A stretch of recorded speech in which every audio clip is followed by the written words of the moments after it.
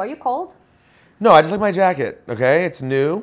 And you want to show it off? Yeah, I started, you know, I'm accomplished finally in life, and I went to Bloomingdale's for the first time. Oh! Can I tell you the truth? What? I did not know Bloomingdale's was like a thing. Really? I didn't. You've been in New York since 2007. You didn't know that? No, I just, when people say Bloomingdale's, I always thought of, you know, like Nordstrom's, like any other place. But I didn't realize that when you tell people, like, oh, I was at Bloomingdale's, that they're kind of like, ugh. This is how you know you hit the pinnacle of success. You can I don't know about classify. the pinnacle. No, I think when you're at the pinnacle, you're not like thinking about the fact that you're doing Someone else is shopping for it. you. Exactly. I'm like, when me and my wife were sitting there like, I don't know, is this this place too expensive? What do we do? So no, we're not quite there yet. Yo, what up? I'm Peter Rosenberg from Hot 97 and ESPN and all that stuff. And you are checking out This Is 50. What's up? This is 50. You're here with your girl, Ashlee Ray. And I am here with a friend, which is weird for me to interview friends. But Hot 97's Rosenberg. Hi, how are you? Peter Rosenberg, how are you? I'm good, I'm good. Good to see you, friend. Hot 97, the most listened to station, for those of you who don't know, except for like the radio FM game is kind of changing, wouldn't you say? Almost phasing out, almost, or? I mean, I don't think it's changing any more than it already did. Okay. Several years ago, you know, radio definitely had its peak has certainly passed, but its downfall has also kind of plateaued. Right. So it definitely doesn't have the audience it did 10 years ago. Okay. Definitely sells a nice size audience, which you can, you know, as I can tell you from being here, I can still sense that it's a nice audience. Yeah, because we have you. Exactly. That's also because of the Michael K show, though. Really. Oh, really? That's True. really Well, it takes two stations. But you know, so it's weird. Radio is definitely in a different place, but it is. It's also still impactful. And as I always tell people, like, you can do really well and be well known in music without having your music on the radio. But if you want to be rich making music, your music needs to be on the radio. Absolutely, absolutely. That's the line. So you can still be really successful, but to be straight up like, you're out of here, you gotta like at least have some songs. Someone shopping for you. Someone should be shopping for you at Bloomingdale's, or even if you're really popping, Barney's.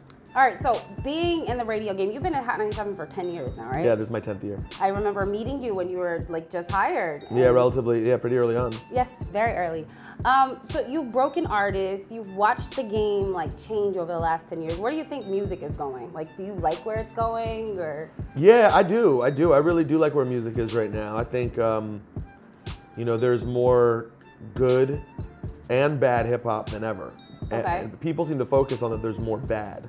Do you feel like there's more bad? Or? Well, not percentage-wise. Okay. There's just more music. Okay. So I feel like there's just more music. I happen to focus on there's more good. Okay. But, you know, this is a recurring theme of, you know, I was on the radio today talking about Migos and telling people to call up and, like, have an argument with me about the Migos. Because I'll argue with, like, an old-school New York hip-hop head about the Migos being dope. Because you know, this city sadly has hated on a lot of new music, and it's paid, I think it's paid the price because of that. I think it's been a real detriment to New York that people have been so resistant to grow.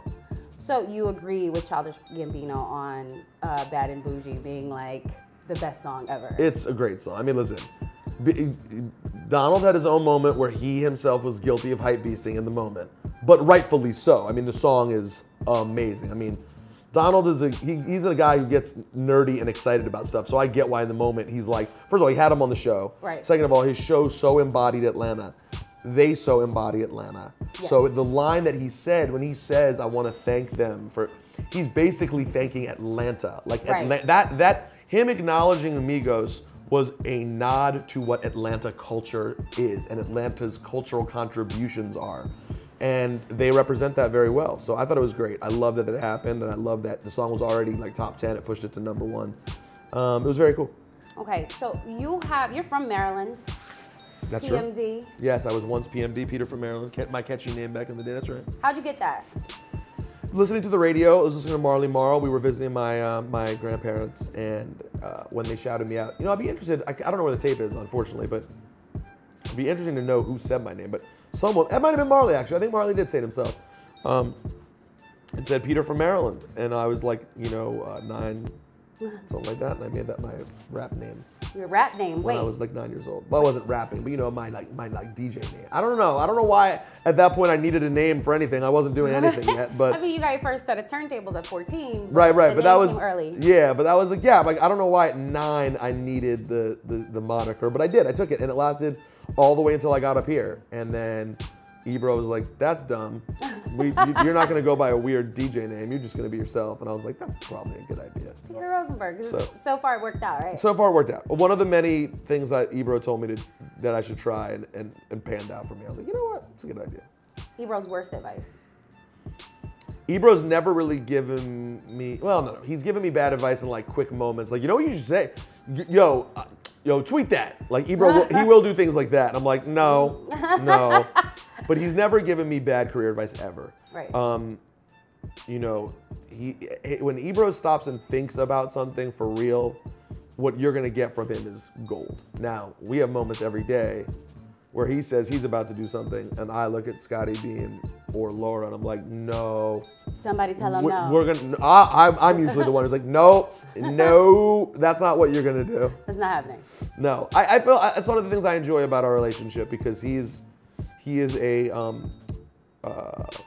outspoken, smart, powerful guy. You know, and in the music business, with the role he plays at Hot and Apple, I do believe actually, powerful guy in the industry. Absolutely. And I do believe that I am one of few people who will be like, no, that is terrible. Everybody needs one of those. Yes. Today I said to him, I was like, you are one of the smartest people I know.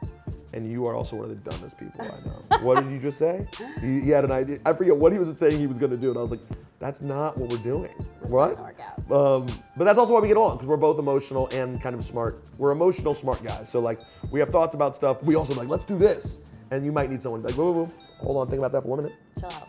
And he did a lot of that for me. I mean, over the years, he saved my ass in a lot of situations where either I was doing too much, saying too much, focusing on the wrong thing, getting ahead of myself. He was always good about, leading me in the right direction. Okay, recently, speaking of what some people might say you said too much. It doesn't matter what my opinion is. You guys don't care. But recently you got into like you voiced your opinion on the whole Trevor Noah and Tommy Lauren. If most of you guys don't know who Tommy Lauren is, she's a little cunt who I need 15 minutes in a bathroom with. Okay. But because Trevor Noah and Charlamagne Tha God from 105 basically were seen out with her. And they also, Charlamagne wanted to interview her. Trevor Noah did interview her. And I feel like he kind of left the kid gloves on. But you had a real problem with them hanging out and having pictures and everything else. Why? It's so layered. Like a lot of people came to me and were like, you're just saying this because you don't like Charlamagne. Right. And I said, no. Things like this happening are why I don't like Charlamagne. Right, okay. But by and large, I have always represented views that I'm proud to represent and that I feel the hip hop community should be proud to have represented. At many times, Ebro has told me, he's always been like, people aren't gonna wanna hear you. Right. Because people of all colors are ignorant. That is not just a white racism thing. It may not be called racism if it's black people doing it because the power structure involved in racism, but it's still bigotry or ignorance or just being biased because you'd rather hear from someone who looks like you. Right. That happens. I'm accustomed to it. I get it. It's cool.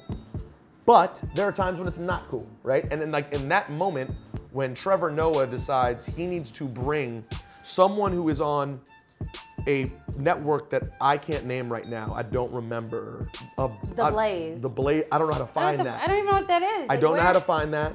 I've never met a person who's watched it. Right. So he's like, but her videos get millions of views. I'm like, first of all, I said, really, do they? You know how you trust all view counts? Let's start there. Number two, half those views are coming from people who are against her being mad and spreading her shit around. Right. And then you are gonna go and put her on this huge liberal platform, the Daily Show, which is like straight up like, you're introducing her to a whole audience for what? Right. Did she say that she needed to talk to you even? No, you're asking her to come to your world. Excuse me, she should be desperate to hear from people who see the world properly. Right. And instead, why are we going to the table? And then Charlamagne does the same thing. Hold on.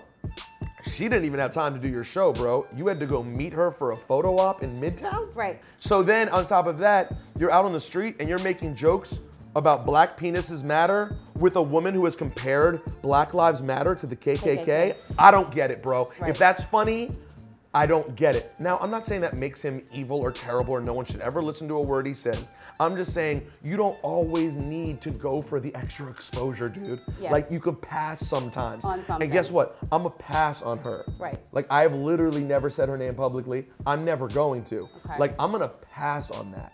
So, but instead, by the way, Charlamagne won't say my name. Oh, he won't actually. He won't say me or, address you when you address He will him. not say me or Ebro's name publicly, which is like an old school radio trick from like 25 years ago, as if your audience doesn't know who we are. Right.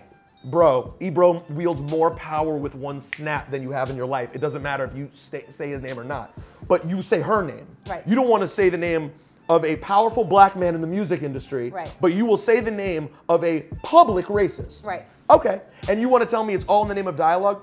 She doesn't want to dialogue. At what point during the Trevor Noah interview did she go, you know what, that's a good point, I've never thought about it like that? Never. She literally, everything he was saying was just... So stop it. It is pathetic. It is the same thing as, it's worse than Chrisette Michele going to the White House because she went to get a check. Okay. Wait, you think that that's okay because she No, was getting a check? but Okay. it's slightly better than not even getting a check. Right. You're just volunteering to do it. Right. Right? Like, she didn't go to prop up Donald Trump. I'll be honest. We can all hate Donald Trump. I think he's popping on his own, okay? Right. I mean, he's currently the most famous person in the world by a long shot. So she didn't do anything to help him. She Right. just went and got a check from someone who's a terrible person, Right. right? So whatever, that's bad in of itself. You're volunteering.